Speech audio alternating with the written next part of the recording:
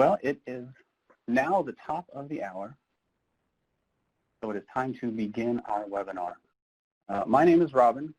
You're just going to hear from me for a few minutes at the beginning today.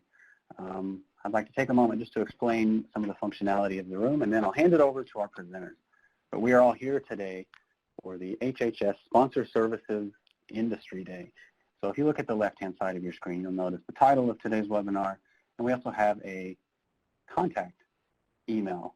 We'll give you an opportunity at the end as well to jot this down.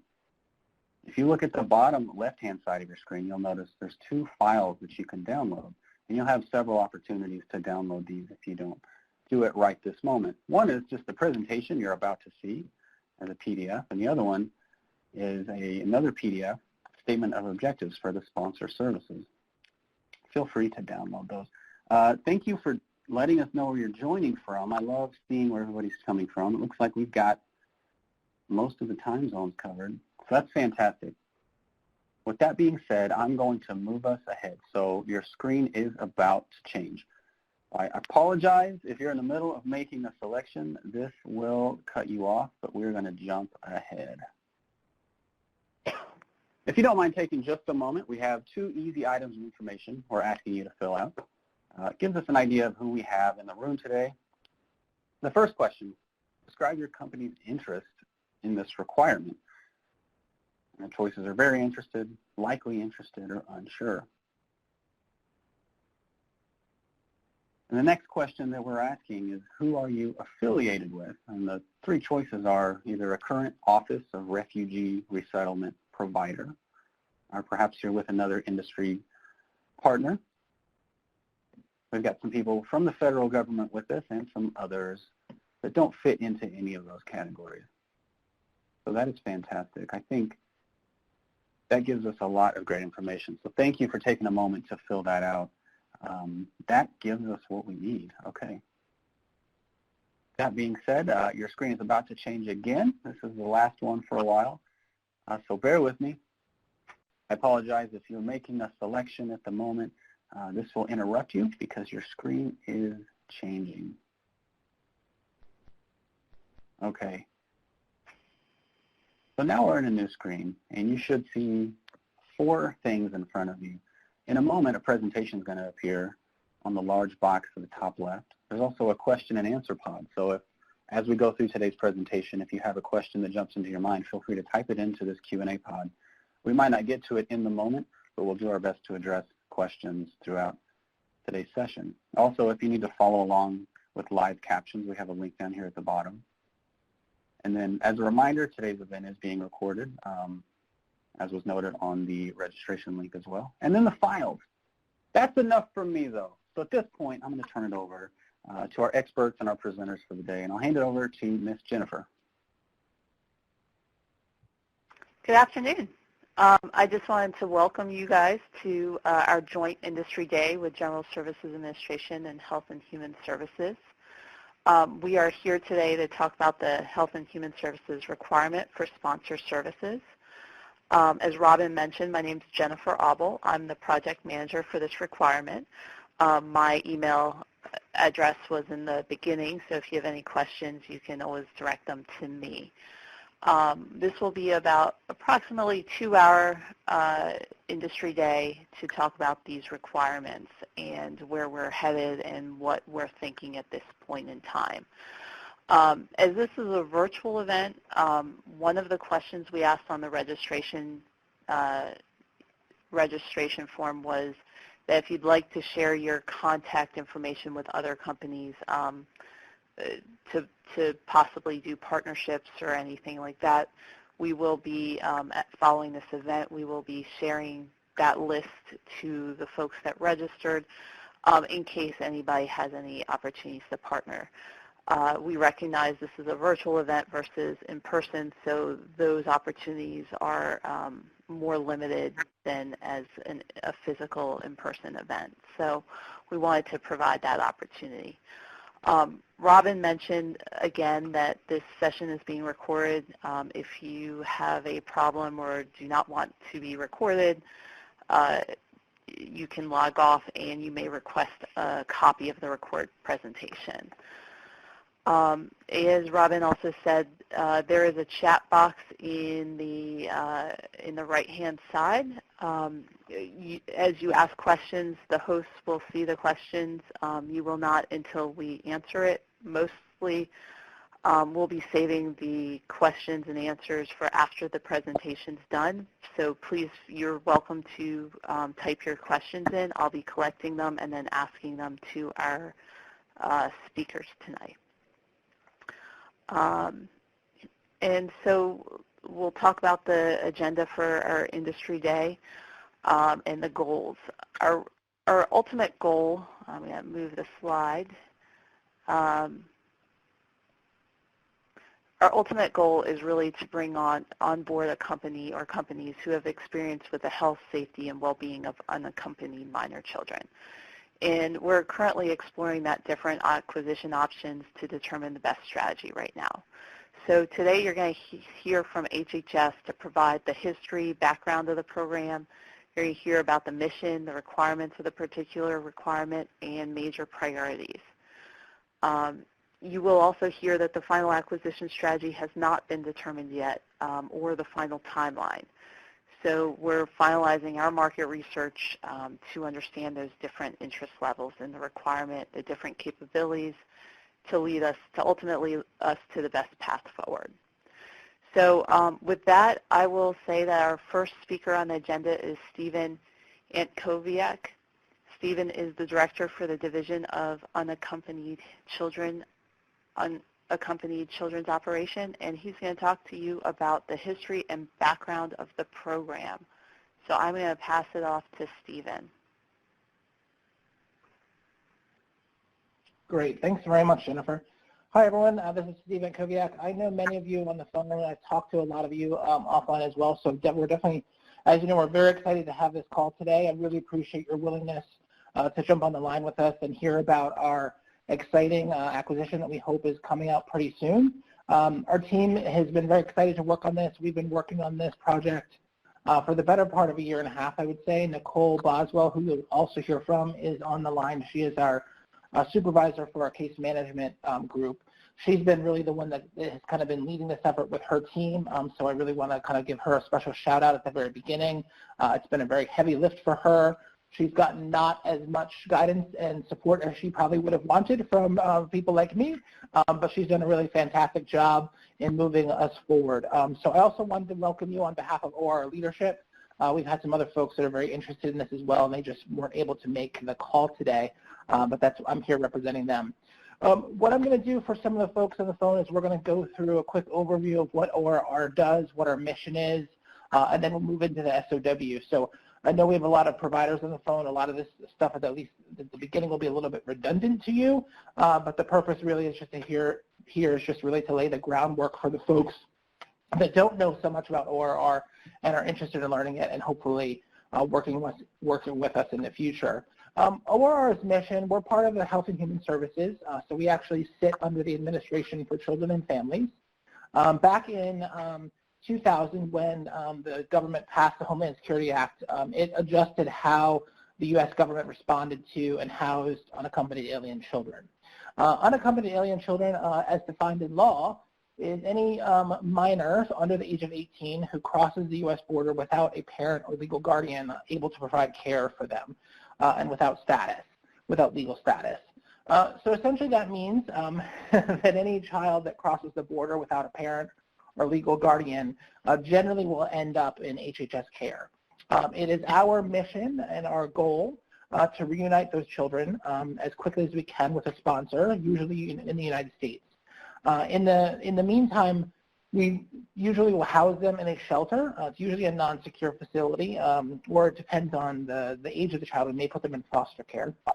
So we maintain a network of shelters throughout the country. We have about 200, I think it's closer to 220 programs right now. And we fund most of those programs through grants. So most of our providers are nonprofits. We do have a couple, I think, for-profits, but the vast majority are nonprofits. Most are social services agencies. Most have domestic programs or have a history of domestic programs that they've supported, and a lot of them have been with us for a number of years, and they've been with us kind of as the program has grown. What you may not know about the Aurora program, because it's a small, obscure program, the number of children that we have served throughout the years has increased pretty significantly. In 2008, the Trafficking Victims Protection Reauthorization Act was passed, and that changed the way in which the government responded to UAC. It also created a pathway for UAC to be taken into care for a short period of time and then released to their sponsors. So ever since that period in time, the number of children crossing the border has increased significantly. A lot of that is driven from things going on in home country. A lot of folks are fleeing poverty. A lot of folks are fleeing violence. And then a lot of folks are also just trying to reunify with parents who may have come, who may have made the trip prior. So their parents are often, they have other family members that are here in the United States. But just to give you an idea of the in terms of context, back in FY 2012, we had 13,000 UAC that crossed the border and that came into Aurora care. That number has increased steadily. In 2014, which is a year that I blocked out actually, we had 57,000 kids cross the border. That was a tremendous burden for the government to kind of manage and kind of respond to. And the numbers have continued kind of increasing ever since. It has gone down to 33,000. In FY16, it was 59,000. And then just last year in FY19, we had just shy of 70,000 UAC cross the border. Most UAC are ages 15 to 17, so on average, I'd say about 70% of the kids are 15 to 17 years of age. About, 12% generally are 13 to 14, and the rest are what we call tender age, so 0 to 12. Most UAC come from the Northern Triangle countries. So generally speaking, 40 to 50% of those are from Guatemala, 30% come from Honduras, and then 15% come from El Salvador. We generally get about 2% from Mexico, and then the remaining numbers come from other countries. Most UAC tend to be male. I would say on average for the past 10 years, we've averaged about 68 to 70% are male, with the remaining being female. We have had some periods where there's been spikes in tender age kids coming. We often do get, sibling groups that may come. So a minor accompanied by their brother or sister or by a cousin. So we generally try to house those children together while they are in our care. As I said, we have two main activities at OR. The first one is to provide temporary care of children, and the second is to release to sponsors. So those are really our main missions. You may have heard differently in the media. Unfortunately, in the last couple years, ORR has kind of been kind of swept into this negative narrative that you've kind of seen about immigration in general and family separations.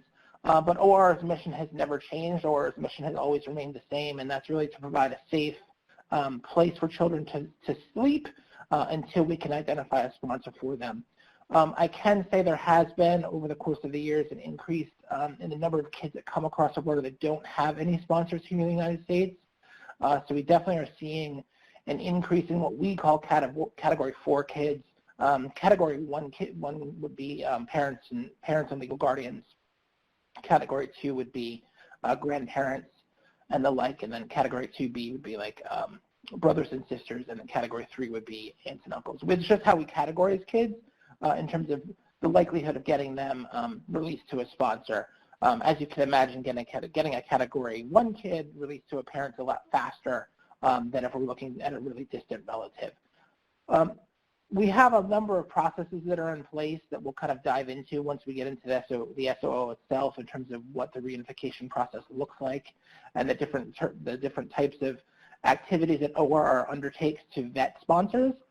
We'll get into that in a little bit, but I wanted to talk more so about kind of the model, generally speaking, before we kind of dive into that. In addition to the historical challenges that we've had in terms of the numbers of kids kind of fluctuating throughout the years, and then the most recent issues with family separation, this year we're dealing with COVID-19, as you can imagine.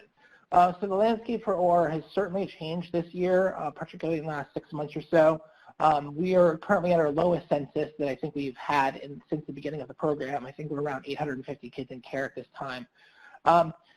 whereas last year I think we had about 15,000 kids in care. So as you can imagine, it's been a tremendous difference for the program, though our work doesn't seem to have slowed down at all. It seems to be just as busy as it ever was. But with the administration essentially shutting down the border, the number of kids that are being referred to OR care has been reduced drastically. So we're just keeping an eye on that. Title 42 is kind of what's occurring right now. So essentially it's a public health law that is allowing the government to expel people that cross the border kind of immediately. So they're not really allowed to get into the interior, and unfortunately a lot of UHC are kind of being included in that pool. So we are getting some of the kids that cross the border that truly don't have anyone with them, no aunts and uncles, that are not accompanied by anyone else. So we're getting some of those kids. We've had about 10 or so of them, I think, today. So our numbers continue to be low. We're going to keep an eye on that. We're not currently planning to cut beds drastically because of the low census. Because of our challenges historically, where we have actually run out of permanent beds and we've had to stand up influx facilities, we're really resident to cut permanent beds. So we're trying to hold on to them as much as we can. I can also say, though, that because of the negative narrative that's been out there, it's been a little bit harder for our programs to bring beds online as quickly as they used to be able to, historically speaking. A few years back, they were able to kind of get licensed, become licensed by the state and start accepting minors within a number of months. With our more recent providers, we're finding it's taking them about a year to kind of get up to speed and online to the point that they can start taking children. So I know that's a lot in terms of demographics, but the way the programs work, and as I described, we have a network of about 200 or so programs throughout the country. Again, their main missions is, one, to provide temporary care of kids. So they have youth care workers that are there. They're assigned to provide supervision to the children and engage with them throughout the day. Children also attend school. They usually attend school within the shelters. There's also a number of other staff members that provide services to kids. We have clinicians, and we have case managers as well.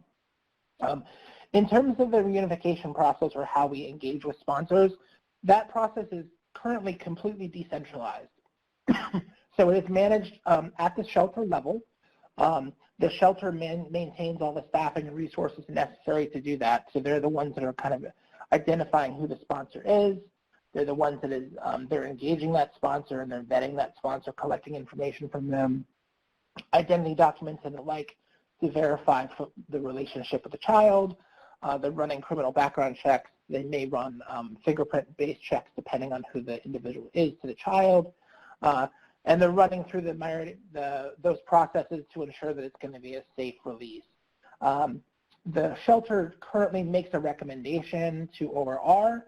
We have a third-party case coordinator unit that also reviews all of those recommendations for release, and they make an independent recommendation to ORR about whether or not we should release that child. And then ORR's federal staff actually review those cases and actually make the final decision for release. So as I said, that process is completely decentralized. About a year or so ago, we were challenged by Congress to develop a discharge rate improvement plan. And the purpose of that plan became, because we had so many kids in care at that time and it was difficult for us to get them out, we actually had I think we had one influx facility open, and we were getting ready to stand up 2 or 3 others. And this was the midsummer last year. So they asked us to put together a discharge rate improvement plan, which would improve the speed at which we were able to get children out of our care. I think right now our current length of care is 66 days, but that number has fluctuated throughout the years. And I think at the time, last year it was significantly higher. So we went ahead and developed that plan, and we submitted it to Congress. That plan included a number of different endeavors to try to reduce the backlog of kids. So that included increasing federal staff. So we started hiring more federal field staff so we could have staff available to track and monitor and move cases throughout the system. We started also improving training and skill development for staff. We started identifying job competencies. we started identifying various trainings for our staff so that we could become a trauma-informed organization, recognizing that a number of the minors that we have in our care have experienced significant trauma. We've created and held stakeholder groups to try to identify various ways to improve the services that we deliver to kids. And then we've started looking at offering specialized programming, particularly to the category 4 kids, to the kids that don't have sponsors, in different ways, since they tend to be our long stayers. And the last part of that discharge rate improvement plan was restructuring of our sponsor services work. So moving from a decentralized model to more of a centralized model, and moving all of the work related to sponsor reunification under one or more vendors under a centralized model. That would really, our goal in doing that is really hoping to free the facilities to provide more of their time and effort directly to providing care for kids. So that way they kind of don't have that bifurcated mission any longer. They really can focus more so on engaging with that child while they're in their care and providing them a safe environment. While at the same time we have another group that will be working on all of that sponsor engagement and sponsor vetting activities, which is the direction that we're actually going in. We have, Nicole's shop has done quite a bit of work, kind of historically speaking, in terms of where we were trying to get with this. We actually started with drafting a statement of work, but we actually, in the last couple of months, decided to move more towards a statement of objectives. Our goal in doing that was really to put more emphasis on industry so we could hear what kind of innovations industry thought would be most beneficial for this program. We are very aware of the history of the federal government trying to fix something from 3,000 miles away with a 3,000-foot screwdriver. So we really were hoping to kind of focus on more innovative strategies. We did spend a lot of our own time kind of developing various models that we thought could work. But in doing that, we also realized that there may be other opportunities out there or other ideas from industry that really could bring about greater efficiencies to the program. So that's why you're going to see that we're actually going to be releasing a statement of objectives instead of an SOW. I believe you should have gotten a draft of that SOO as well, and that's what Nicole's going to walk you through next. But essentially, the whole purpose of this is really to centralize all of the sponsor engagement activities. So that's going to be identifying a sponsor, contacting them, performing all the background checks, the sex offender registry checks, the child abuse and neglect checks, vetting that sponsor's identity against any identity documents they've had, engaging with foreign consulates, engaging with various government agencies to verify those documents, and then coordinating with all of Aurora's providers. So that's going to be including our care providers, our third-party recommendation providers in terms of release, and then also potentially a travel shop as well. So all of those efforts will be undertaken to move a kid out of the system and back into place with a sponsor. The one thing I do want to stress, though, and I really can't stress this enough, as we're moving towards this model, child safety really is our paramount concern. While the overall goal of this initiative is obviously to speed the time in which really shorten the time that kids stay in Aurora care, recognizing that the kids are better off with their families. The purpose really, though, is to ensure a safe release, and it's also to improve the confidence that the government has that we're making good decisions in terms of where these kids are going. Or has very limited authorities to follow kids once they are released from our care. We do provide some post-release services to some children. Some of that's mandated by law, and some of that is discretionary. But because we really don't have any teeth to kind of follow up with children, we are putting a great burden on the sponsors and the community to make sure that those kids are cared for. And we're really kind of hoping that we're making sure that the sponsor really is doing their due diligence, providing appropriate care for that child. So that's really the main purpose of this group, and what you're going to see throughout that SOO is that mantra is going to be repeated a number of times. That paramount to any process that Aurora are engaged in is child safety. So we will never be putting expediency above child safety. I'm going to turn it over to Nicole now. Nicole's going to walk you through what her team has done to kind of put the SOO together, and then she's going to walk you through the objectives of the SOO as well. Thank you very much. Actually, before we turn it over to Nicole, we have one question for you, Stephen. Can you please repeat the current caseload of children requiring sponsorship? Right now we have about 850 kids in care. That's not normal. Usually we have about 10,000 or so kids in care at any given time. That fluctuates from year to year, though, and season to season, because immigration tends to fluctuate a little bit with the seasonality. Usually we peak around the third week of June in terms of the number of kids that are coming, and then it starts to kind of go down from there. Perfect. Thank you. So now we're going to transition into an overview of the technical requirements discussion of the sponsor services. Our next speaker is Nicole Boswell. She's the supervisor of case management, and she's going to be providing this overview of those requirements. Good afternoon, everyone. Thank you so much for that introduction, Jen, and thank you, Steve, for those words. I'm very humbled by the support that you have provided myself and my team throughout this process. I am an educator and a trainer, so if we were in person, this is the time where I would probably at 1:30 on a training after lunchtime be walking around and tossing out Kit Kats and other chocolate treats to people who could tell me a couple of key things that Steve actually shared in his presentation. But since we don't have the opportunity to do that virtually, certainly I would encourage you guys to take advantage of this time, if you can still hear me, to go and to refresh yourself and get what you may need simultaneous to my speaking. Certainly, this last year and a half has been a labor of love for myself and my team.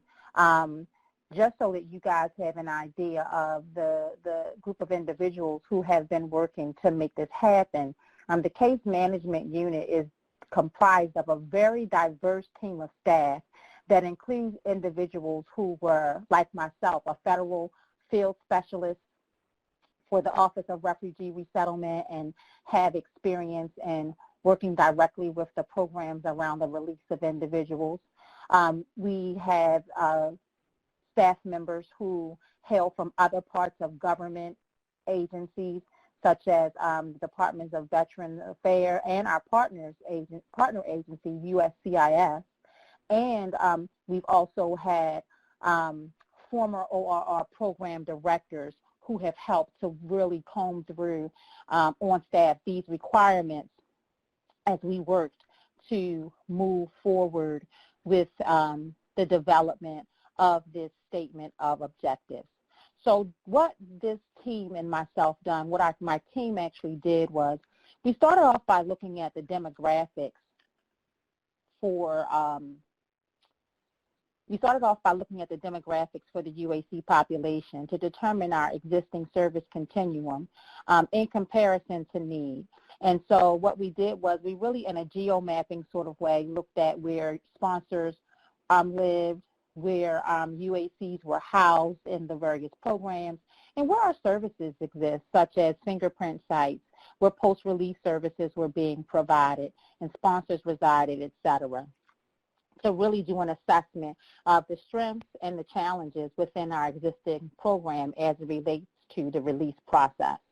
And then in the spring, the unit and myself traveled to observe a variety of sites, to include shelter programs, to include long-term foster care programs, to include fingerprint sites, to really observe what the pros, the cons, the challenges were, the strengths were in the release process.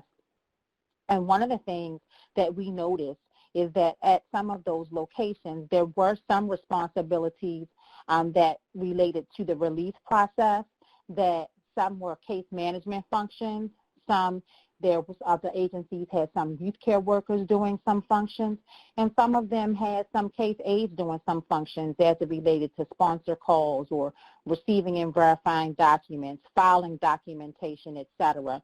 Therefore, further supporting the thought around the discharge improvement plan and how if we could somehow streamline all of those responsibilities that related to sponsorship into with an entity or via contract where the only thing that they did is work on the release process, it would really help to ensure that we have safe and timely releases.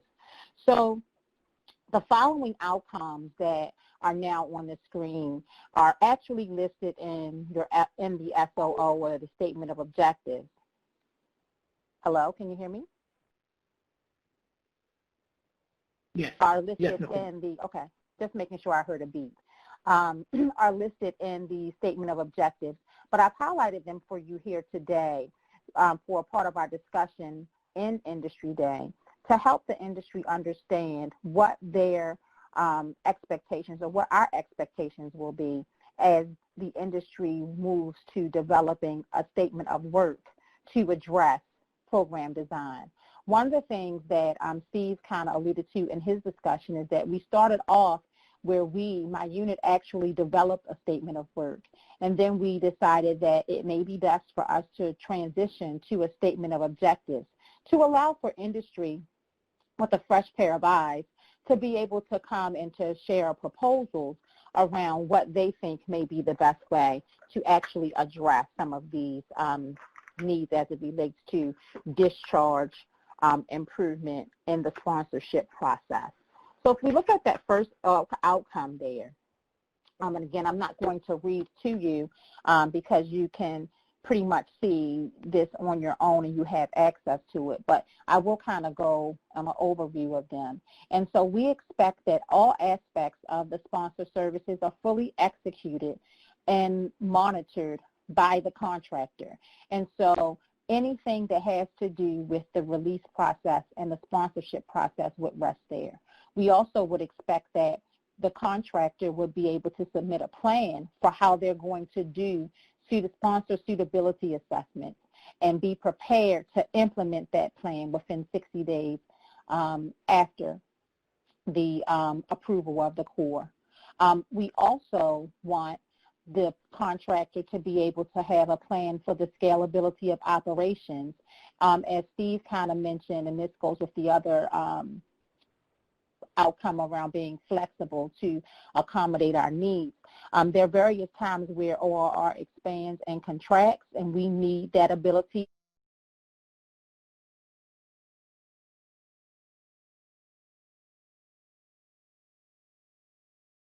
question that came from those who were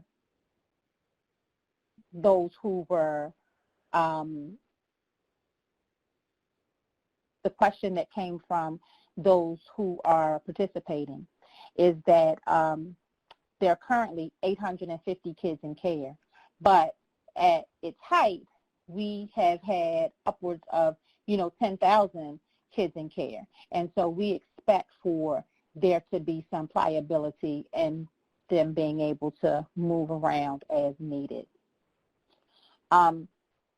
Another outcome is that we expect for the contractor to be able to submit digital fingerprints both timely and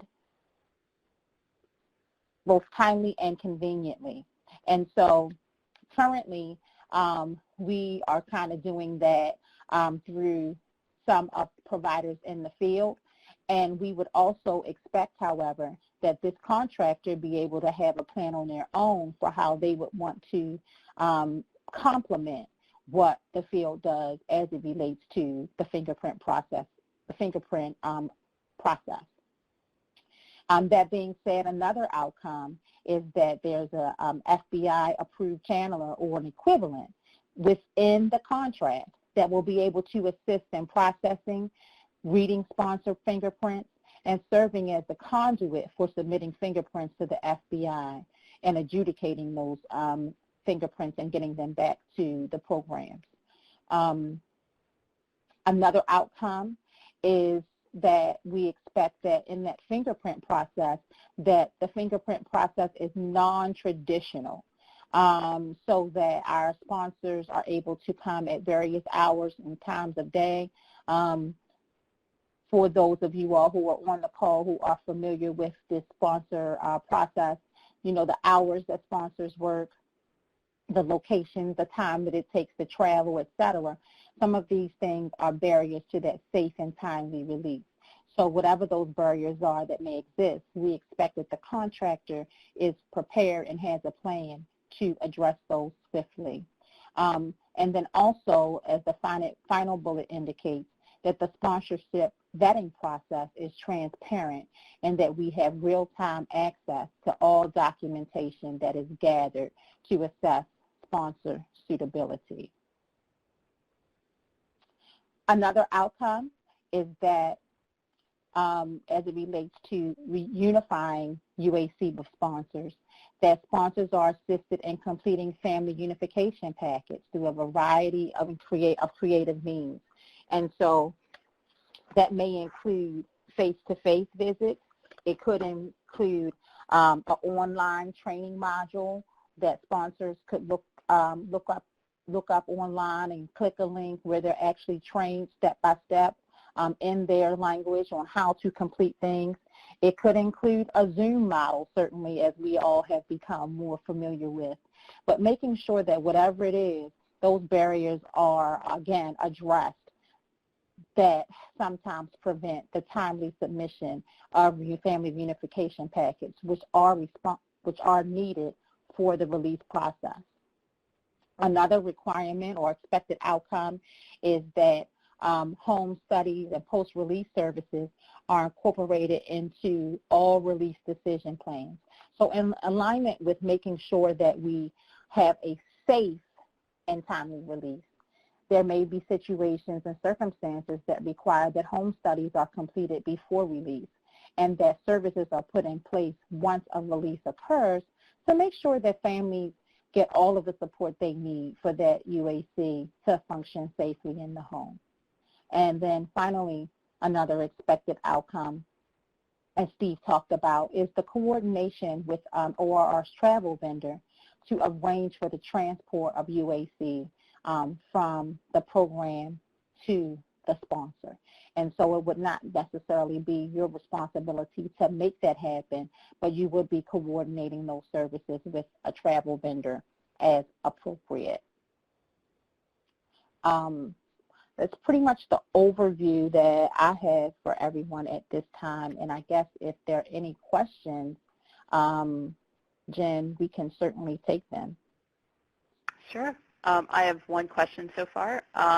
There are 850 UACs across how many different sites did you say? Well, we have 200 different programs. They're not in all of those. I don't have the exact count. We have a couple facilities that I think have like 20 or so kids in them, so they're spread throughout those areas. Half of the kids are actually in foster care though. So because they're long-term stayers, so they're in they're tender age, so they're in a foster care setting. Thank you. Can you tell us, based on your demographic analysis, what states do the sponsors reside? Yes, that's a good question. There's also a link that I believe some of this information comes up in the SOO, but most of the sponsors resided in, there were different regions. So certainly in the Texas, California, Arizona region. Then you have those who were another kind of hot spot area is the Maryland, New York, Delaware area. That would be another hot area where a lot of sponsors actually reside, but that information is available and accessible through some of the appendices that are attached with the SOO. That's a very good question. Thank you. Can you speak to the challenges your program is facing? I think one of the largest challenges that we're having at this time is the fingerprint completion. One of the challenges that we're certainly because of COVID, and this is even before COVID, but with COVID, there's certainly limited hours, et cetera, that makes it more difficult for sponsors to come in. Another challenge with fingerprinting is because a lot of the sponsors themselves are undocumented. They are not comfortable with some of the distances that they may have to go to apply or to go to be printed at a fingerprint site. And when fingerprint sites are not available, sponsors have to go into a local police station or sheriff's department to be printed. As opposed to a live scan, they have to go in and get those those paper prints. And so that can be something with this climate that could be intimidating for certain sponsors. So that would be a challenge, I would say, a huge challenge in the release process. Steve, can you think of another challenge with releases right now? Yeah, I would add consistency and communication as being another challenge. As you can imagine, there are a number of different parties that are kind of involved in the entire unification and sponsor vetting process.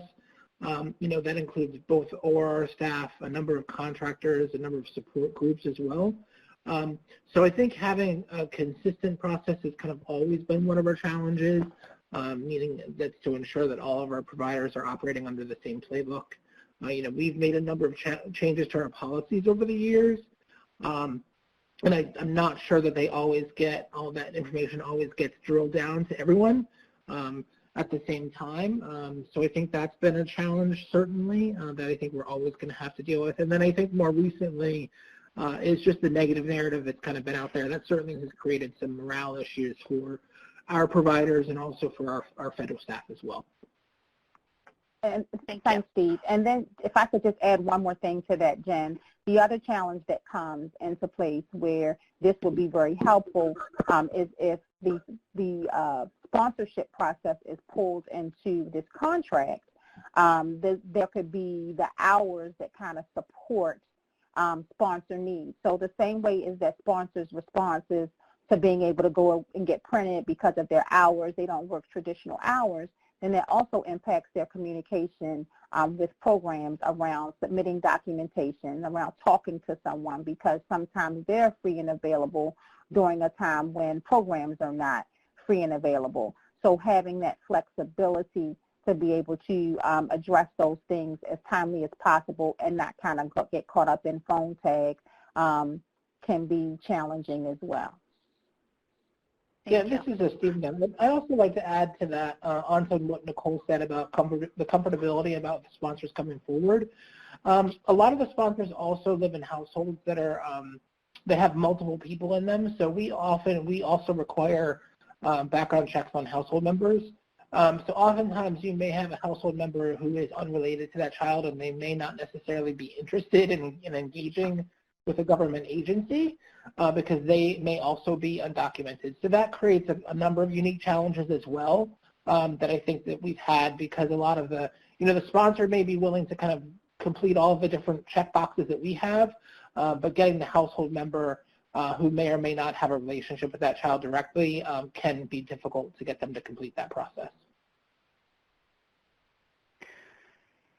Next question.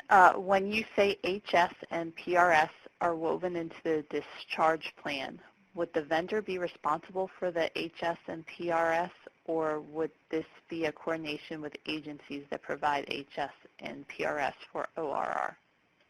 Sure. It would be a coordination with that. And so very similarly to those who may be familiar with the process that is currently in place, what happens is that once, as a part of the sponsor assessment process, if a family is identified as needing to have a home study, a referral is then made to a federal field specialist for a home study to be completed. And so that process is currently in place, and there are no plans to change that. It would just be a matter of coordinating those services. And then certainly, if you're not aware, ORR policy is that any UAC who has a home study must be released with post-release services. And so then those post-release services are put in place by a separate entity as well to conduct those services. Okay. Would this model be for all levels of care, including secure, staff secure, RTC, LTFC, or just shelter level? And if I could ask you to tell everyone what RTC and LTFC is as well, that would be helpful. Sure. So you want to take that one, Steve? Sure. I think I heard you move towards it. Either way, or you or I, either way, and we can tag team it. Yeah, sure. The residential, the RTFC, the residential treatment center, and then the TFC, the transitional foster care. So the short answer is yes. The plan is for this process to go across all of our shelter types to include foster care. We are open to, so the vendor is required to submit an implementation plan, I think, within 30 days of award. We are open to a variety of methods and how you all want to structure that implementation. If you think it might be better to start with one shelter type or another, we're certainly open to that. I think we recognize that it's a large program. I think we also recognize that it does differ in terms of the types of locations kids are housed. So we're certainly open to kind of a different model in terms of responding to it. But ideally, yes, this would be implemented across the entire network.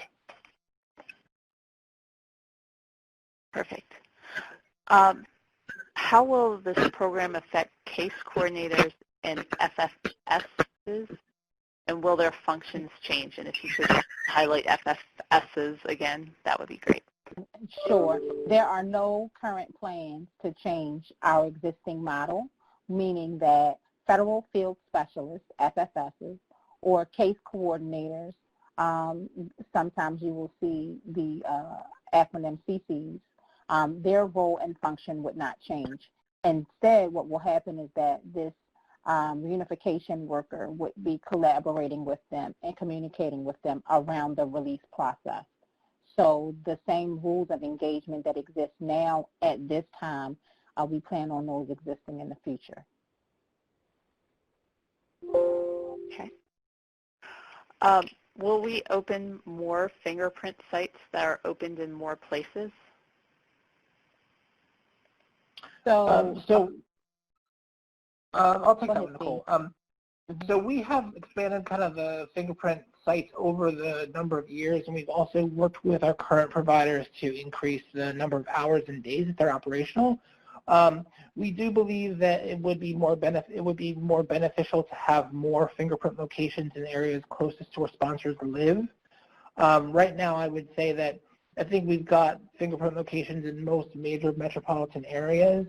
But as Nicole said, where the sponsors live kind of varies. A lot of them do certainly live in major metropolitan areas, but some of them also do live in rural areas, and they're pretty far out from a city. So at the end of the day, having more locations and more throughout the country is always welcomed. Perfect.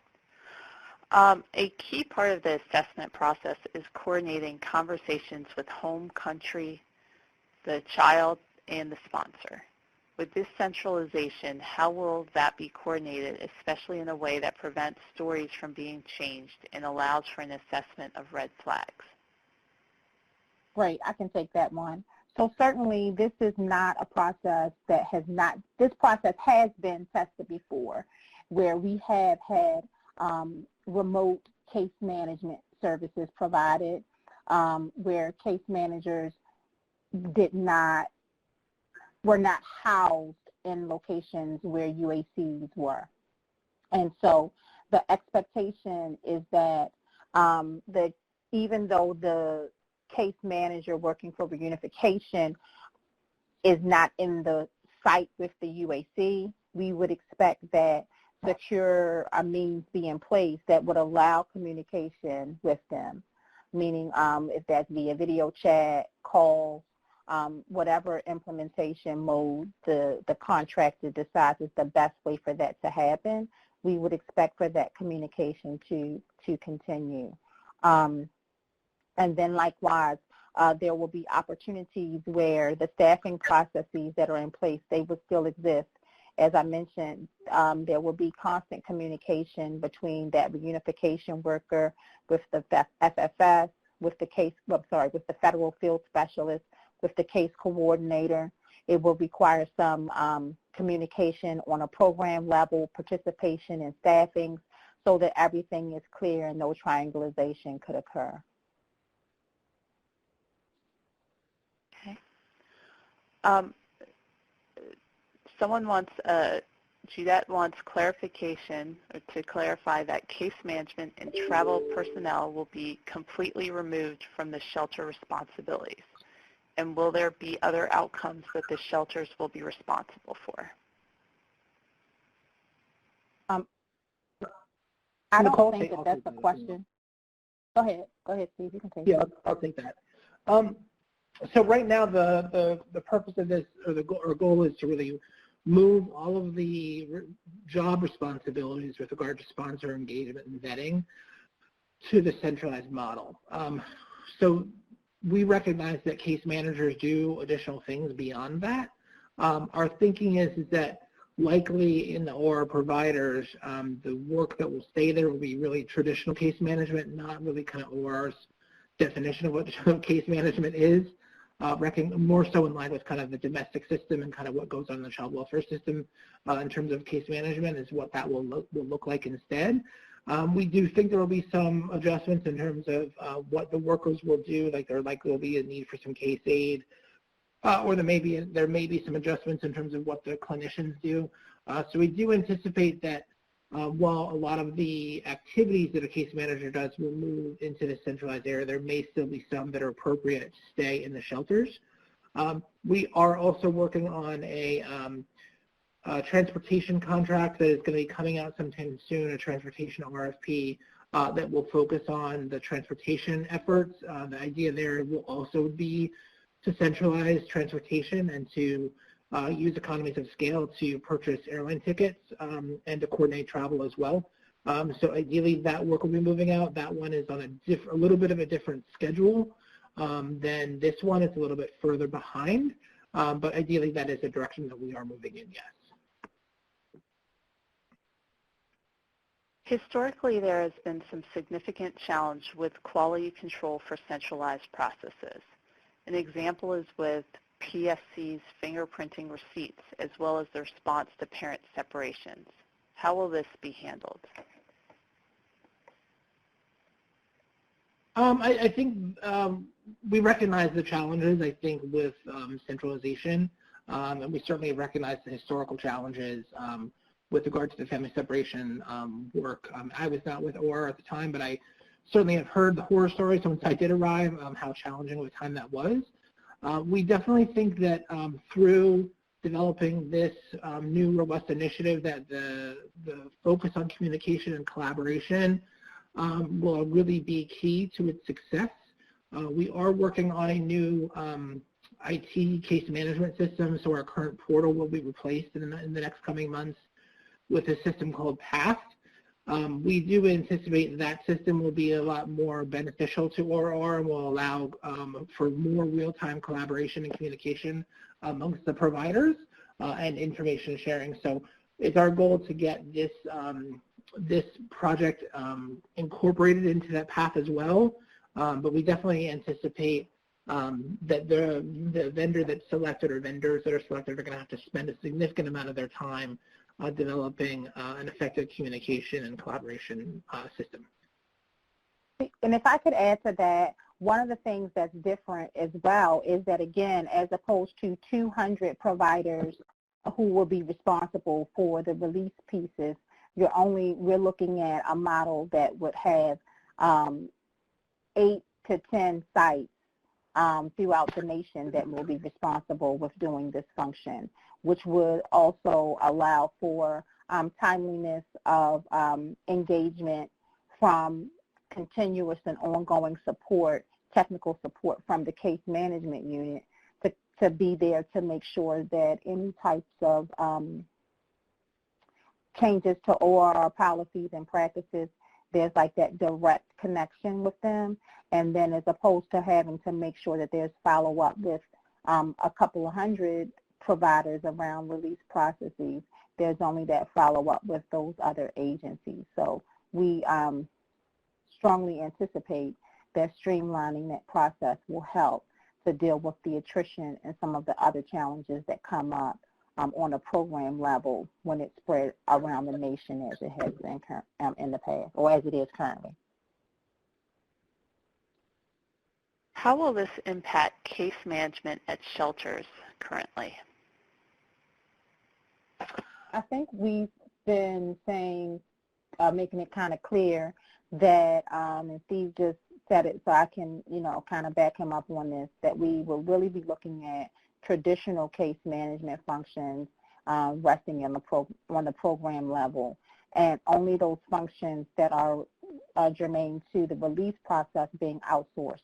So there's a realization that there is a need for some case management work, and it will be up to the program to decide how that would best apply and what function, or if you would actually use a case manager in a traditional form to do that, what things other people could be able to do, et cetera. But we do recognize that case managers will be needed, probably just not the volume of which, because that major role is no longer assigned to them.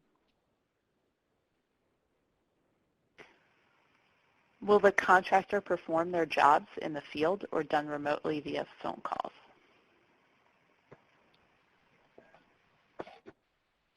It's really up to the industry to come back to with us with what their plan would be. We've spent a lot of time thinking through various models. Nicole and I spent a lot of time talking about like a call center model.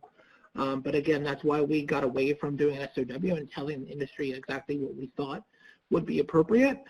We do anticipate much of the work would be done via remotely via calls. But we have also discussed the viability or possibility of there being some storefronts in some areas where a lot of sponsors live, so that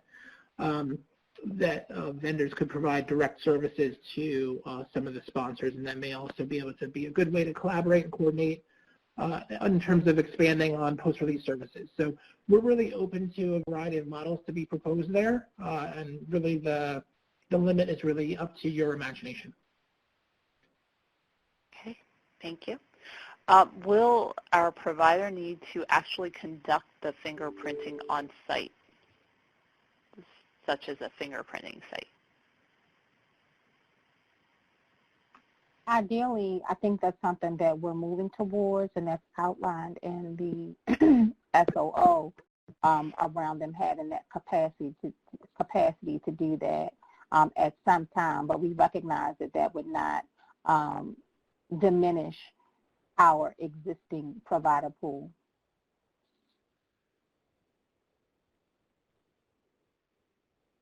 So many sponsors are very easily confused about who is calling them and why. How is ORR planning on mitigating this challenge with a separation of duties and additional person who will be contacting them? Additionally, many sponsors are very fearful of talking to someone who's representative of the government. Usually programs can help mitigate this concern because we are caring for their child and can do conjoint sessions. Is ORR concerned about engaging sponsors? I think the short answer is we recognize those challenges and that we anticipate that the vendor that submits a response to this RFP will have taken those things into consideration. As we talked about some of the challenges in engaging with the household members and with the sponsors themselves, we recognize their hesitation engaging with government authorities. So we're hoping that that kind of separation will continue to be there. That it's not the federal government, that it's working in our partnership with us. So we do recognize that. We hope that the vendors will come back with with plans that can mitigate those issues. But we do recognize that, and we do it also recognize that collaboration and communication between the vendor, the vendor and the care provider will be necessary as well to kind of help with that issue. How many existing contracts will be consolidated under this statement of work?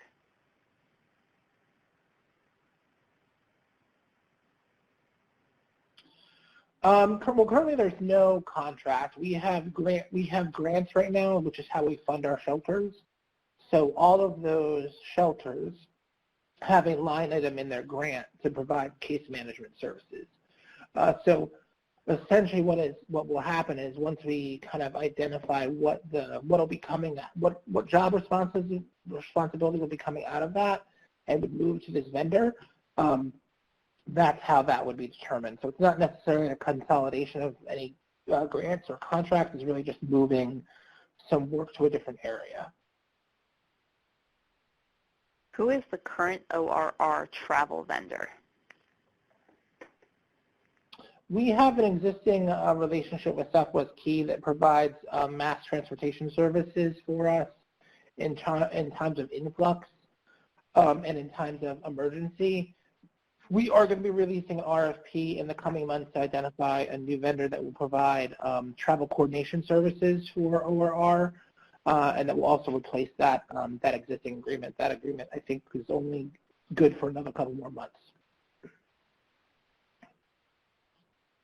You mentioned that contractors will be responsible for developing online trainings for sponsors to help them fill out the FRP. Many sponsors are illiterate or do not have access to online services. How is ORR expecting these contractors to mitigate those concerns? So let me clarify that. What I said was the program, the contractor is responsible for coming up with ways on how they will help sponsors complete packets. And that could be a variety of ways that they may anticipate. It could be face-to-face. It could be via Zoom. It could be online training for those who have accessibility to that. And so it's up to the it's up to the contractor to be creative the same way as programs are to be able to help to meet that need and what that sponsor need is. Thank you. What does ORR expect the communication to look like between the centralized CM contractor and the program? I think that that's something that we have to really wait for the contractor to come back with and have the data around, of what their proposal is.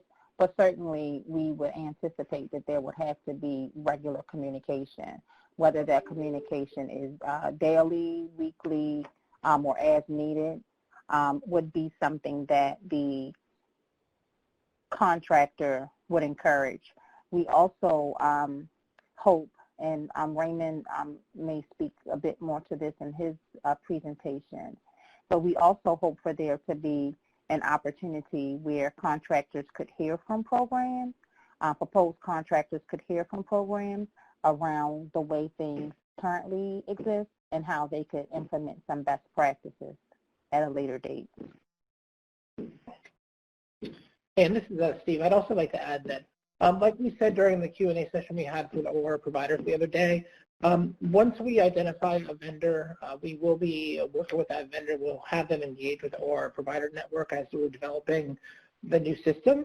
So there will be opportunities that, like for these kinds of questions that we don't have answers for today because we don't have proposals in front of us, we will make sure that we build in opportunities for there to be engagement with the provider network so that you all are at the table with us.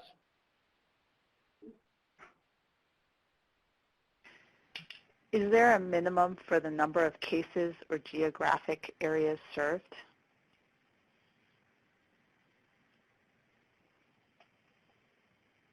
I'm not sure. Nicole, I don't think we put any ratios in the SOO, did we? No. I think that it's very difficult for us to say just because our pool is migrant. And then, but at one point in time, I think, are we talking about the ratio of case? I'm not sure I understand the question. case managers to UACs? What?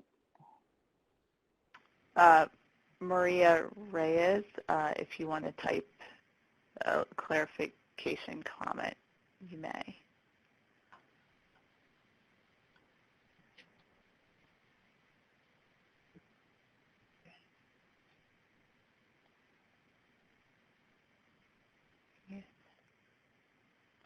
She's clarifying if there are areas where providers will not be served.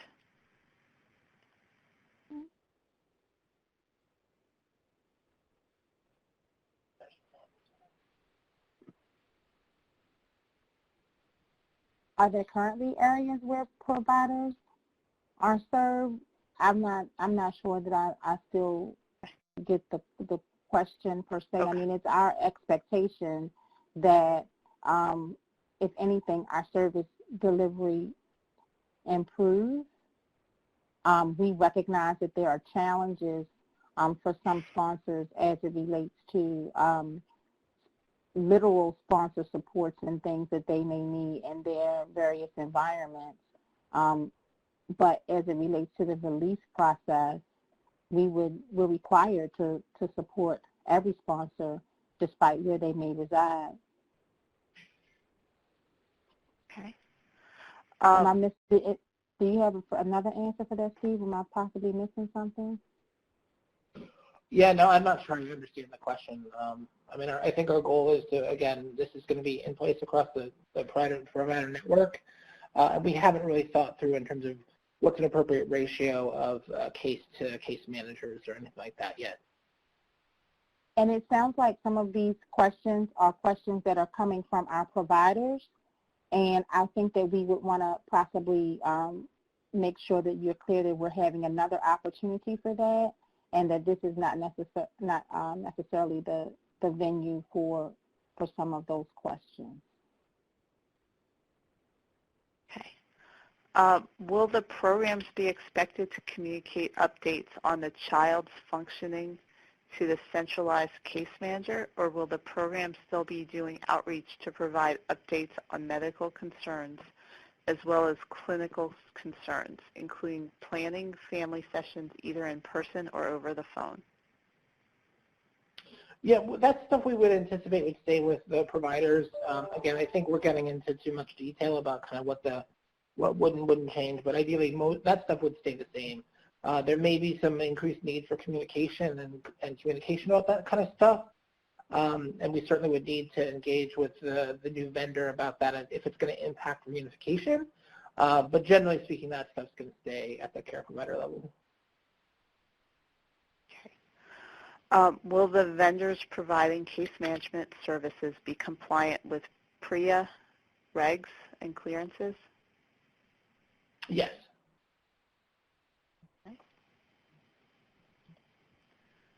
So that we can plan, will your office provide the specific locations children are housed?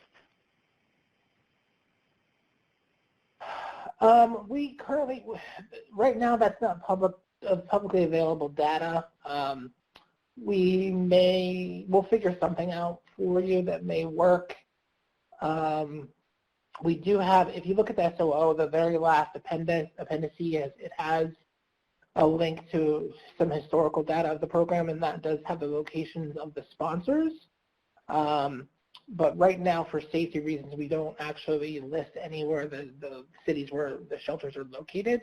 But let us think that through a bit and figure out what we can do that would be helpful. Would the program level case manager continue to complete all the assessment documents, or would there be coordination on completing those? I think we probably can't answer that today. I think that's going to be something we have to wait and get a better sense of once we have a plan in place. Will our providers need to actually conduct the fingerprinting, such as be a FP site, fingerprinting site? Ideally, that is the model that we would like to move towards. We are implementing a new fingerprint software system sometime soon that will allow the fingerprint to go directly from the electronic submission directly to the FBI without having to go through our PSC office first. That is a couple months off still, but ideally, yes, the fingerprints will be part of this initiative. Okay.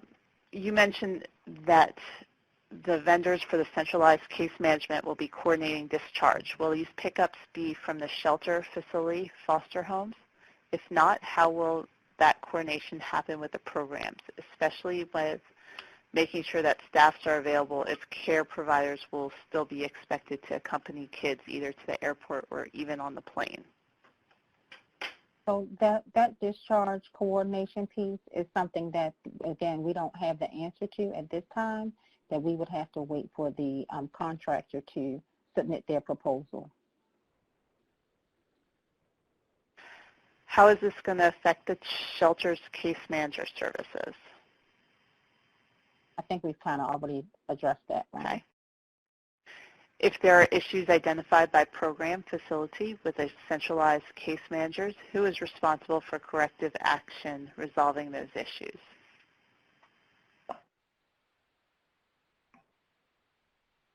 Could you repeat the very first part of that question for me? Sure. If there are issues identified by program facility with the centralized case managers, who is responsible for corrective action resolving those issues? Yeah, we'll develop a process for that. Actually, we're meeting with policy next week to kind of start shaping some of those issues. Ideally, at the end of the day, it'll be the vendor's responsibility, but we'll certainly build in a communication mechanism for the providers to identify problems for Aurora to resolve. Will we keep any CMs in care providers? How soon are we going to shift to this current method that is being discussed? We don't have a time frame in mind yet. As we're still working to get the RFP process in place, we're hoping to have one, I'm hoping on the streets in the next couple of months. And then we have to go through the acquisition process and then onboarding and transition. So, I think we're quite a ways off. I would anticipate the better part of a year before any sort of changes start to occur in the shelters. The roles, like I said, the job responsibilities in terms of reunification and sponsor services will change, but we just don't have a specific time frame. But I think you could certainly beg on about a year before something starts changing, and then it would be dependent on what the vendor submits in terms of when that would happen and where. In the centralized model, how many clinicians and program managers communicate? I think that's what we're going to be waiting to see what the vendors propose. Okay. And we have probably about 20 more questions. So if you guys can hold off your questions for a little while, we'll finish some of these questions, and then we'll go to our next speaker, and then there'll be another chance to ask questions and answers afterwards. So we'll just finish the remaining questions that we have left. In this COVID environment, will there be CDC guidelines implemented for social distances and bed capacity adjustments if the numbers start increasing? We'll answer that offline with the Aurora provider network. Okay.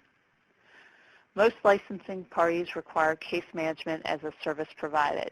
Given the centralization of services, would there be an expectation of duplication to meet licensing standards? Again, I think that we are viewing the case management to be moving more towards the traditional case management in terms of helping that child access services and maintaining awareness of that within the shelters. So that's really where, in our mind, the licensing comes into mind. So we would be hoping to improve upon that, and then I think we'll be able to demonstrate the collaboration and communication that will be necessary in terms of the reunification efforts.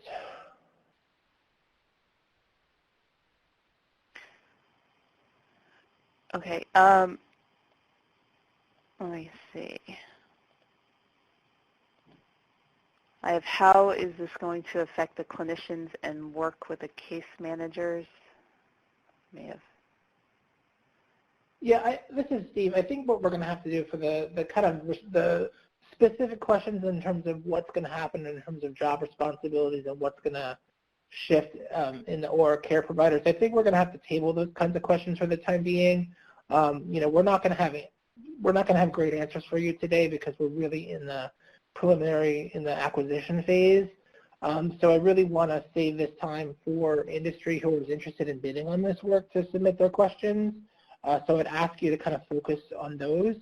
If you do have those kinds of questions that may impact the Aurora provider network that you're interested about, feel free to shoot me an email. You guys all should have my email address. We will kind of collect them and make sure we get some answers back to you all. We can have another Q&A session. I don't mind doing that either. I just want to make sure that this was really set aside today for the industry so we can have them ask questions about the actual SOO itself. So I'd ask you to be patient with us in that area.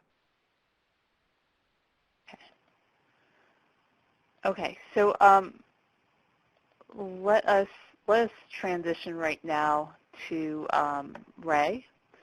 Our final speaker is Ray Moraz. He's a contracting officer for this requirement. Ray is going to provide a little more detail of our process and our next steps.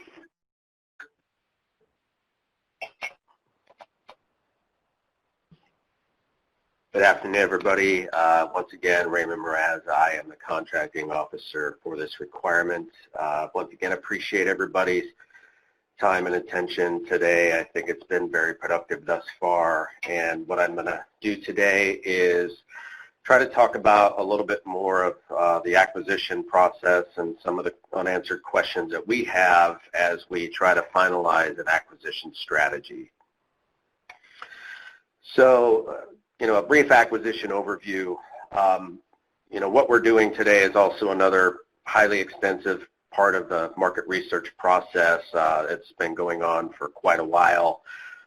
There's been multiple RFIs conducted on the GSA schedules and OASIS, and now meeting with industry today directly, trying to get a better understanding of, what other information do you folks need, to make a decision, for instance, whether or not to bid, whether you think this might suit you as a prime contractor or a subcontractor or a teaming partner, those types of things. As we go through this, I hope, with the information that's been provided today, it gives everybody some more clarity as to maybe how this might fit, your interests as we continue to move forward. So to take this a little bit further, currently, this is a little bit of a fluid situation, but, to talk about some of the contract options as of right now. We've considered the OASIS GSA contract. Some of the pros and cons right there. So, the pros that, we can handle omnibus and customized requirements. It's fairly flexible for a multitude of tasks. Can include IT solutions as needed. It's a streamlined evaluation process, and there's more price certainties there. The biggest downfall is thus far, there's a concern with limited contractor interest in response to RFIs that have been posted to OASIS. The GSA multiple award schedules, it's very similar to the pros and cons. And, to take it a step further, the multiple award schedules, there is a wide pool of contractors. I think one of the biggest benefits, from using an existing government contract method, obviously, there's a streamlined evaluation process and price certainties versus things with open market where we no longer have those price certainties. The evaluation process can get much more detailed and stringent. There's a lot of things that could go into that, and ultimately, when you go versus an existing government contract vehicle versus an open market approach, it mitigates risk. If we do determine that this can adequately fit in one of those pre-existing vehicles versus open market, the risk mitigation is pretty substantial. in a variety of ways, opportunity cost, time cost, potential cost to everybody. Something to keep in mind too, sometimes it costs a lot more money, for industry, when they're proposing open market, versus a schedule because of, how you structure your quotes, under an open market, a schedule bid or, existing bid versus open market, the actual proposal, some of those things. So that's just something, that we're all trying to keep in mind as we continue to move forward. At the end of the day, the biggest advantage of an open market is, it's definitely a very wide pool of vendors because, we're not confined to, what vendors may be on, a certain government contracting vehicle that's pre-existing. I think, one of the other things is, we're no longer tied down to the specifics of, those existing contract vehicles, specific terms and conditions that reside in those contracting vehicles that we, may not have to do. There's more flexibility to, include, different terms and conditions that are better tailored to the requirement. And once again, the biggest con to an open market, there's always a much longer time frame, the price uncertainty, the risk, but especially the time frame. Another thing I just want to give a little extra attention to, the time frame for open market, there's just a lot of extra components that go into a fully competitive open market type procurement versus, a fully competitive, schedule or, existing government contract vehicle. Because, when vendors, are on those vehicles, they've already been pre-vetted at the master contract level, in terms of, their business practices and, labor categories, tasks, pricing, and things like that, where that vetting process can get very, very extensive in an open market environment. So that's just something to kind of keep in mind as we continue to figure out, our best acquisition strategy. So some of the known quantities that we have right now, the goal is to try to make an award sometime in the third or fourth quarter of fiscal year 2021. It appears, from all the information that we have at hand right now, that this is probably, and I want to use the word probably and not definitely, it's probably not suitable for any sort of set aside. This is such a new requirement and such a vast undertaking. Chances are, there's, with a prime vendor, there's going to probably, how many partners or subcontractors will there need to be? So we definitely anticipate numerous partnership, teaming, subcontracting opportunities available. It all comes down to, okay, if you're, on a schedule or OASIS, yes, you can still subcontract, but there's also what's teaming. For instance, let's say you have, multiple vendors under that schedule or something like that, and they would be called teaming partners, where if there's a service or a vendor that doesn't hold a schedule and they're providing some of those services, then it's called subcontracting. Something else to keep in mind that I also want to share when talking about, especially under a multiple award schedule, a potential award there, one of the challenges and limitations would be, in terms of if this fits the scope on a multiple award schedule and not OASIS, a recent rule that's been adopted by GSA about order level materials, or you might see referred to as OLMs.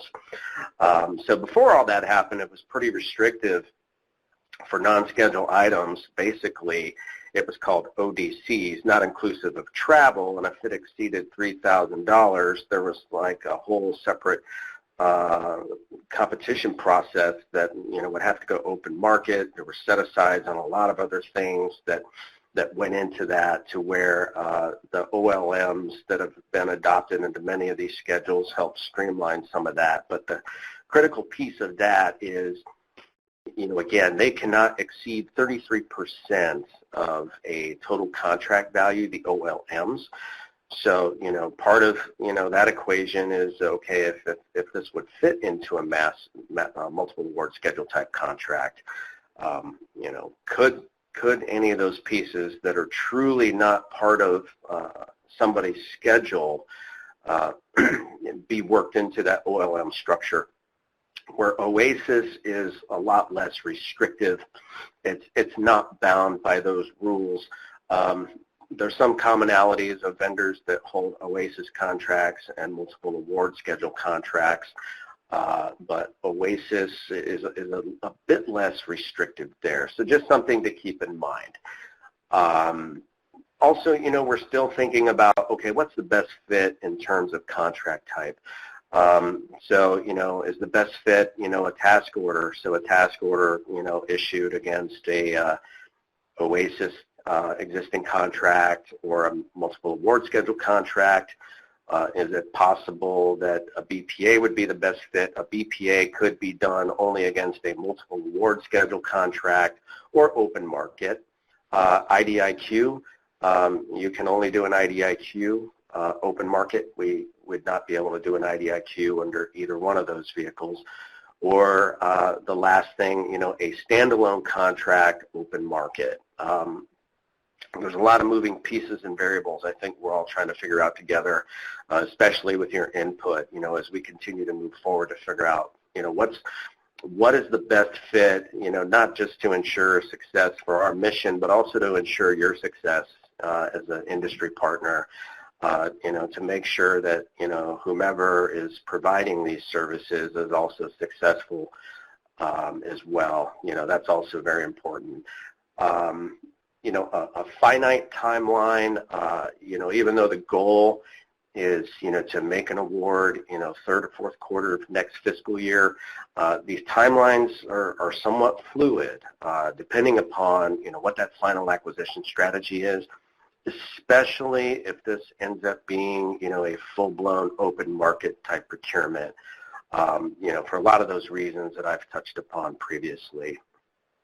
And one of the last, I think, unknowns is in terms of structuring subcontracting or small business goals. So in case anybody isn't aware, so for any of the folks that are on with us today that aren't familiar with like GSA, multiple award schedule contracts, or OASIS, technically, subcontracting plans are not required because they're already incorporated at the master contract level. However, we can still incorporate specific small business goals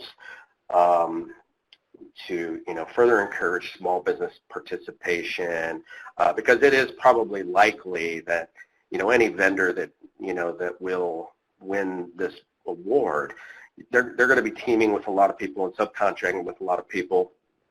I anticipate that there are probably numerous small business types that can probably assist in doing this. So, part of that final equation is, will there be, specific, like subcontracting goals, set, rolled into a scheduled procurement, like, okay, hey, maybe we want X percent for, like a hub zone vendor, X percent for disadvantage, et cetera, where, open market, a subcontracting plan is required.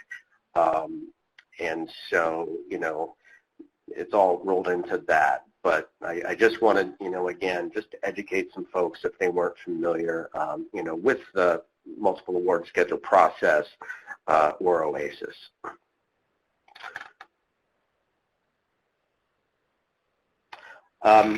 So as I think we've had a very productive discussion today with industry, and your feedback is critical, and we appreciate that. And I think from a contracting perspective, some of my main questions for industry, excuse me, are as follows. and you don't have to answer it right now. It might just be, a takeaway, or, you want to chat those answers, but just some things to kind of think about. First of all, is this requirement best suited for one company with partnerships, or, does it, as I've spoken about, teaming arrangements, subcontracting, you have one prime vendor, or does this feel like something that, you might need multiple awards on, in other words, like more than one award, and then, however those things play out in terms of, other partnerships, subcontracting, those types of things. I think we touched on this a little bit, but I'll just ask it again. Can this be centralized, or, do awards maybe need to be made by some sort of region, or, in a centralized plan? Could you have a plan to manage, certain sites, by regions and things like that, with however you team or subcontract, with potential partners? I think that's, a key takeaway, we're looking for from industry. A little further, if you choose to compete in this requirement, with everything that right now, what would your biggest challenge be? And maybe even, to take it a step further, what would your biggest challenge be is if you decided to, you want to compete, you think you fit in as a prime, or, you're interested as a teaming partner or a subcontractor in a smaller type of role. What are the other challenges that you may have? I know that, we're also using today is to try to help industry network. It's a unique situation due to the COVID situation, where usually, we all have that FaceTime and people are meeting. So, hopefully you've been able, to get some network value, at the end of this as well. But, what would some of your biggest challenges be with everything that thus far? And once again, as I've talked about teaming and subcontracting and those types of things, are you interested in being like a teaming partner or a subcontracting partner, something like that? Do you need additional help connecting with, other folks in industry that have this type of experience, or, maybe a good fit, to generate, further discussion, those types of things. I think one of the interesting takeaways that I've had, and I guess as I'm talking to industry, what we would like to know is we've done some market research, particularly on OASIS as well, a couple of different iterations, and we've found very limited interest from the OASIS platform. So if there's any people here that are familiar with OASIS, they're a contract holder, especially that it's on OASIS, maybe if you can somehow, provide some feedback as to maybe why there was a limited level of interest, especially from the OASIS level. And also, as I spoke earlier, about some of the differences between using like OASIS or multiple award schedule contract, especially talking about the new order level materials and that 33% threshold. And if you're in the realm of a multiple award schedule contract and you feel confident you can do this, excuse me, do you feel confident also that there is a way that you can cover this entire requirement and stay within that 33% order level materials schedule? Because, it looks initially like, okay, a lot of this may not necessarily fit by definition, but as you start looking into some of the tasks or labor categories or things like that, they might be written broad enough to where they can cover certain things. We don't know off the top of our head. We're basically going so far, off of, initial feedback we've received, from both industries, but especially, that multiple award schedule, is there a way that you would feel confident, in making that fit, with that 33% order level material level? Those are some of those things, that we're still trying to figure out, as we try to finalize an acquisition strategy. Another thing would be, too, that I would ask is, what would your reasoning be as to why this requirement could be competed, on any of your current government-wide contracts, named, again, OASIS or your multiple award schedule. In the grand scheme of things, it's, when you look at FAR, Federal Acquisition Regulation, the FAR, and required sources of supply and things like that, it's always the goal to use existing government contract vehicles. It's the preferred approach, when it's determined, okay, and I want that to be the key takeaway. When it's determined that, the supplies and services for the respective scope fit, into the hierarchy of, what you should be using. Because, ultimately at the end of the day, if you can determine that, supplies and services can be used under any pre-existing government contract vehicle, that's really the approach that you should be taking as contracting people to make award, because again, a lot of the things that I previously spoke about, especially in terms of risk and level of effort for everybody, again, not just contracting, but also as contractors as well. But, again, at the end of the day, open market is there, for a reason, because if things don't fit, then that's what open market is there for. So, we're just trying to get a handle on, where does this thing fit in. Your input is as critical as anything as we continue to move forward. So that's all I have in terms of the questions that I've had.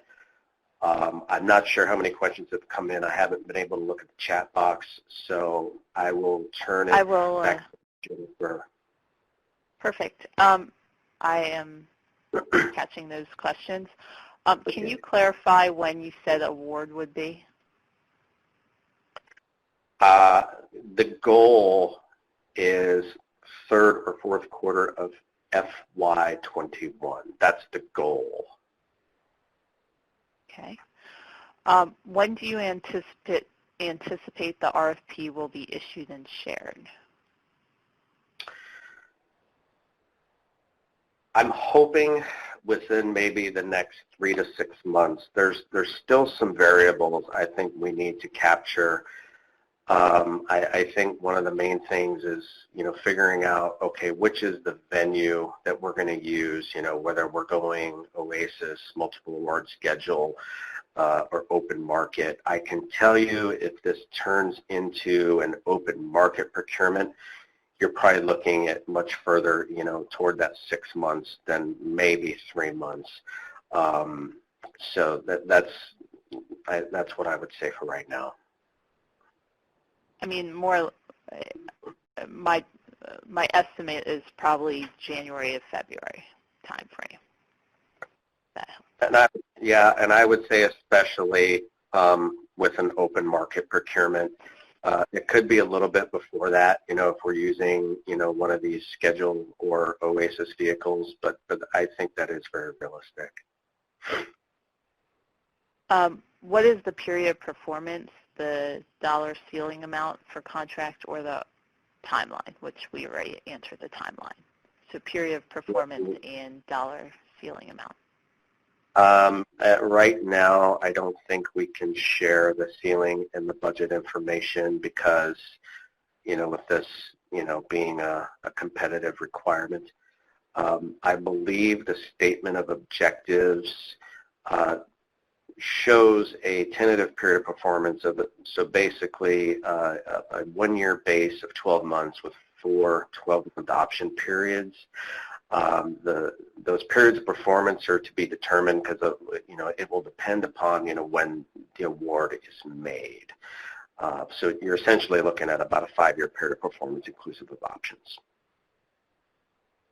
Are you looking for one contractor to serve the entire network or multiple contractors?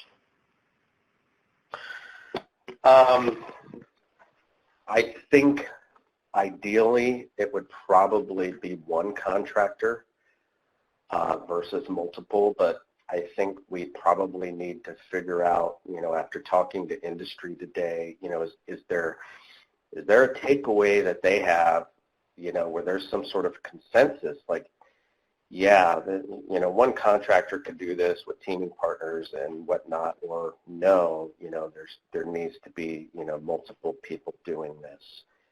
But I do think that the goal is one. Okay. Let's see. Will funding for the contract be based on number of clients the contractor proposes serving? I'm not sure about that yet. I think that might be a question that's a little better suited for the HHS people as they continue to get their funding allocated and those types of things. Okay. Let's see. Since you are putting out a statement of objectives, will you allow vendors through an open market procurement to price based on key personnel flexibility and allow vendors to price elements as time and materials or firm fixed price depending on their proposed statement of work or performance work statement?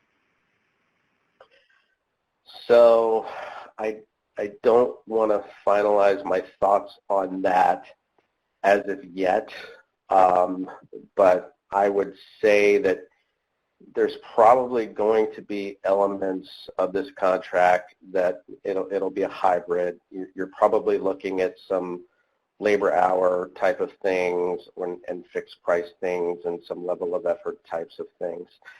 So I think as we continue to finalize the strategy, that answer will be more clear. But I can confidently say, at the end of the day, this just isn't going to be, some huge, firm fixed price type of thing. So hopefully that clarifies a little bit with what we know right now.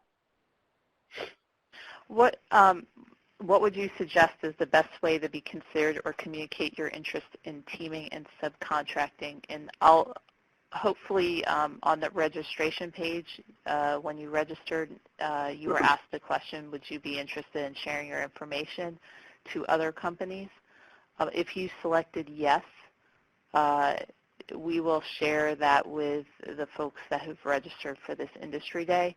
And following this presentation, there's going to be a question regarding whether you're interested in being the prime or subcontractor or partner.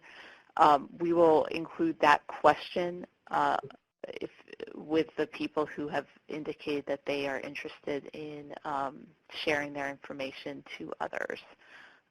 So that would be the best way. If for some reason you did not indicate that you are interested in that, then you can send me an email or so, and I will add you to the list.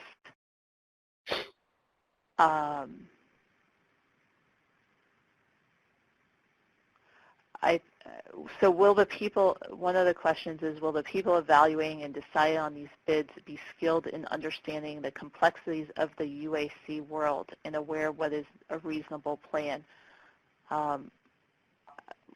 Ray, would you like to answer that?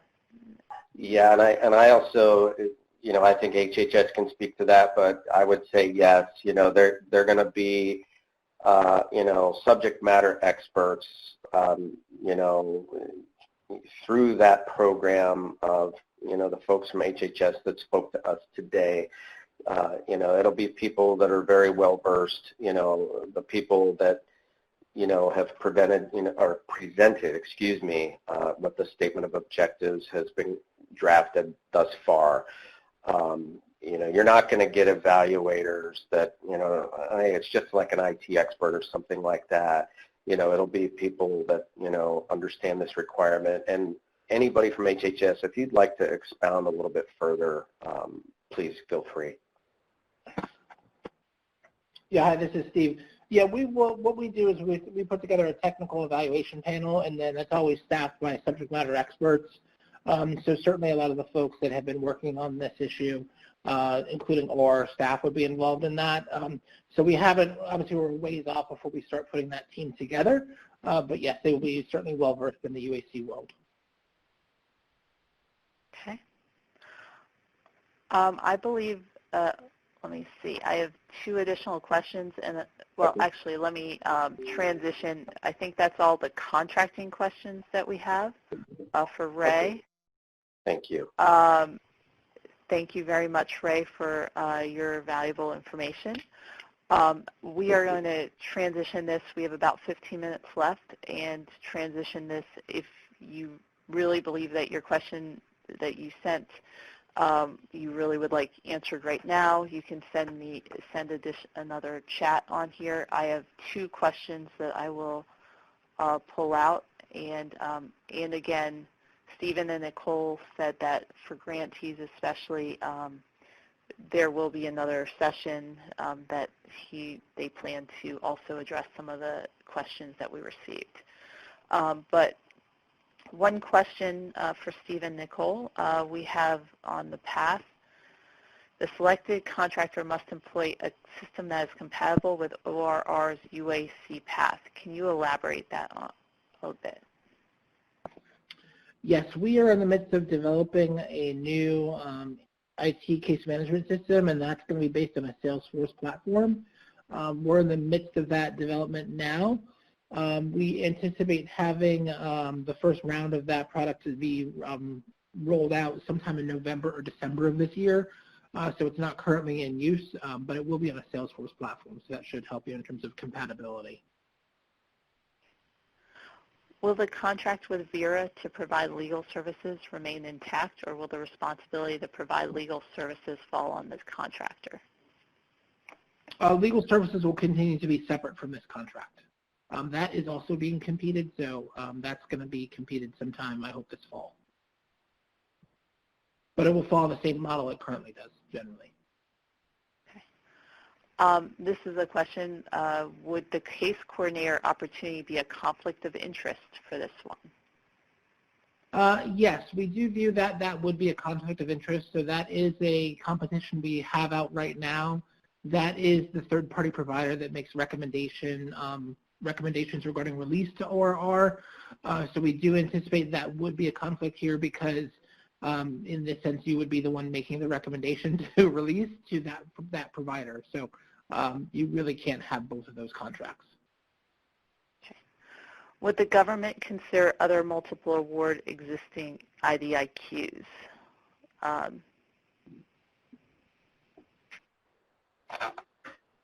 think that's to Ray, maybe. Yes. So if I can get a little more clarification when they're saying existing multiple award IDIQs, what venue are they referring to? Are they talking about multiple award IDIQs that have been issued by some other agency for some similar service, or is there an existing contract vehicle that I'm unaware of that they're referring to? I'll ask Tatios to respond on the chat. Okay.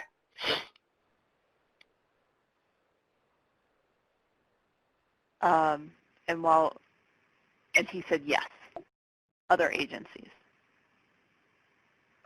I would like to see what these contracts are that she was referring to, because I would like to see what the scope is, if they're authorized to be used by other agencies, because sometimes agencies will issue multiple award contracts, IDIQs, BPAs.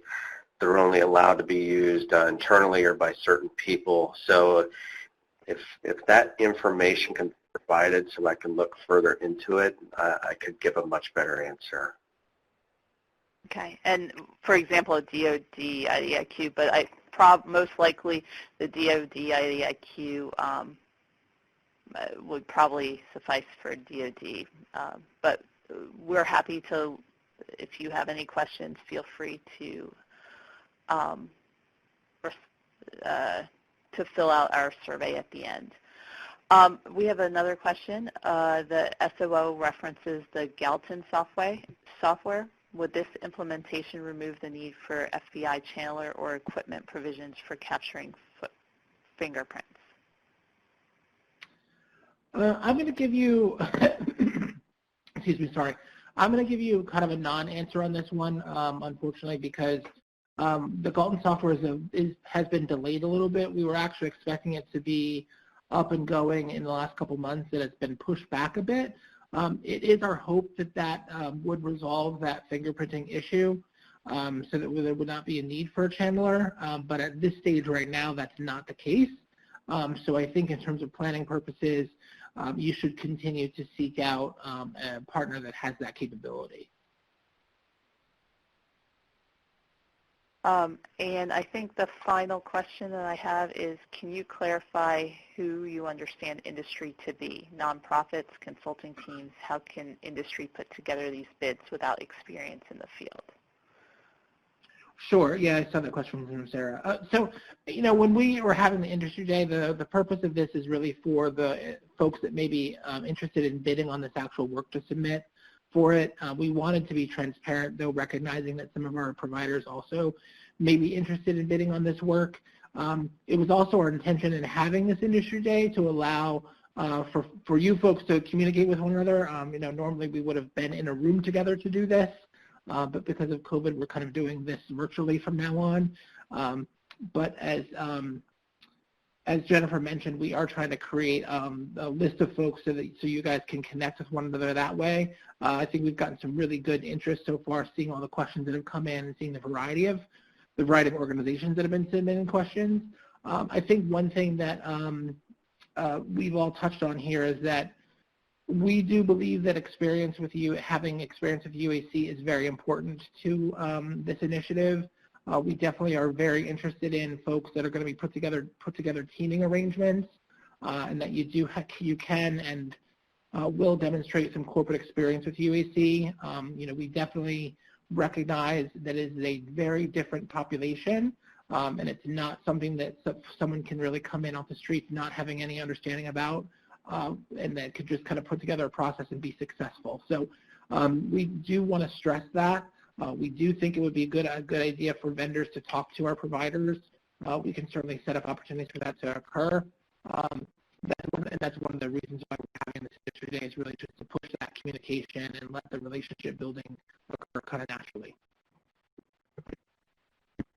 Perfect. And I will close with one additional question. I know I said that was the last one, but we have one last one. And the question is about how important is category management to HHS, and will strategic sourcing requirements drive this to a BIC vehicle as a preferred option? And it's kind of a little combined question for Ray and HHS. I would let HHS answer the first part, and then I can expound about best-in-class and strategic sourcing. Sure. Could you start with that, Ray, and then we'll close up?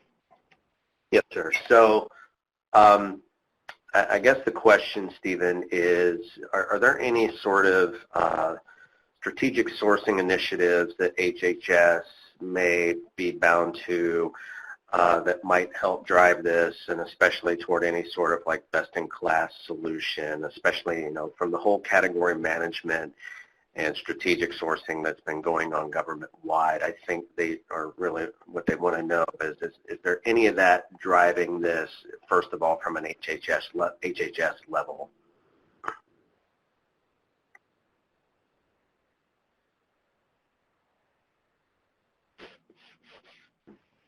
Hey, Ray, I'm sorry. I missed the very first part of what you said. I'm not sure I'm understanding the question. Okay. So I'll try to answer this the best that I can. So I am not familiar with any HHS strategic sourcing initiatives, you know, where they might, you know, they want to, award to something best in class, aligned with any strategic sourcing initiatives, and it all ties into category management. Now, what I can speak to from a contracting perspective, and it kind of ties into what I was speaking about earlier, about the goal of, if something can fit an existing contract, a government ordering vehicle, whether a multiple award schedule, OASIS, or, I think another person asked, there's some other IDIQ out there. From a strategic sourcing perspective, from that aspect, it's always the most desired approach. So, that's the goal, but again, I'm not aware of any internal HHS, strategic sourcing initiatives that, that they're tied to, so hopefully that helps better clarify. Yeah, that does. Okay. Thank you. We haven't identified any in our research. Normally we would be using, to do most of our acquisitions, we've been using HHS's PSC. We've moved this specifically to GSA, given some of the contracting challenges we've had with PSC over the last couple of years. So we're really, this is really a new kind of initiative for us, and it's really something that we view as unique, and not something that we've really seen before anywhere else, anything that we've collected. So we're kind of where we're going down this path. Thank you, Stephen. Yeah, that's especially from the HHS perspective as well. So thank you very much for providing all those great answers, Ray, Nicole, and Stephen. This is actually concluding our industry day. There's going to be short polling questions right now, if you wouldn't mind filling those questions out. And then we are going to provide one more opportunity for you to provide any comments that you have in a follow-up email to you, a survey. It'll just be kind of open-ended if you have additional questions that you are asking, and if you have any additional comments you may have. We'll also provide a list of those vendors that we talked about who were interested in collaborating with other members. And if you have a request for a copy of this presentation, we will either provide it, or you can send me an email and I will provide it. And so I will turn it over to Robin to conclude. Okay. Thank you very much, and this won't take too long. I just want to, everyone should be seeing 3 or 4 questions rather in front of them now. Again, we're asking you to describe your company's interest in this requirement after your participation today. Very interested, likely interested, or maybe you're still on the fence. The next question we're asking is, if you choose to participate, would it be as a prime contractor or a subcontractor? And it looks like we're split on those as well. These last 2 are short answers, so you have an opportunity to type in a little bit more detail. The first question we're asking is, do you intend to pursue this opportunity? Why or why not? And I believe there is a character limit, so you can't go too crazy with your answer. But Robin, the last question I don't think people can answer. Okay. It's not. There you go. Let's see here.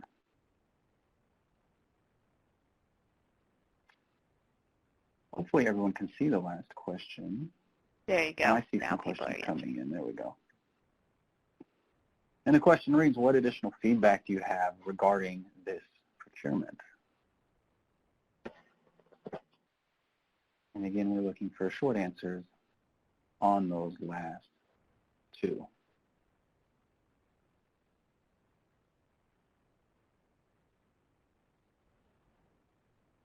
So we'll give everyone just a moment or 2 to fill that out, to offer their feedback. before we take us back to the lobby to conclude today's webinar.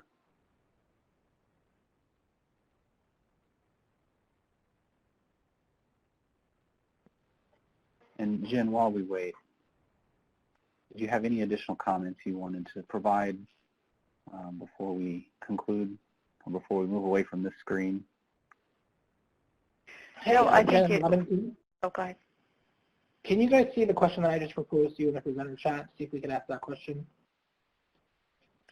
Sure. And if you guys, one of the questions that Steve, and we are actually curious, we have heard feedback about whether a statement of objective is more cumbersome to answer to.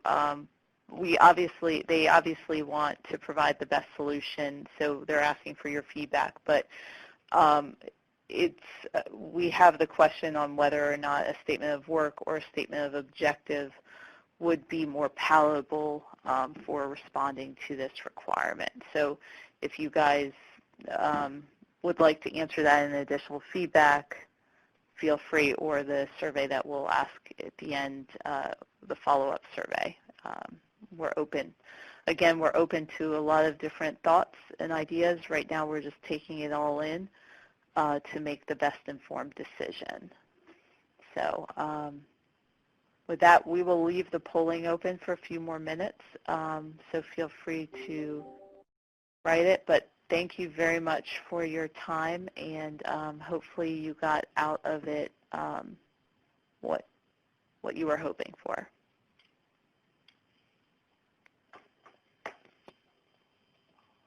Fantastic. I think we will. Okay. We'll leave the polling up then. Okay then, let me see what I can do here.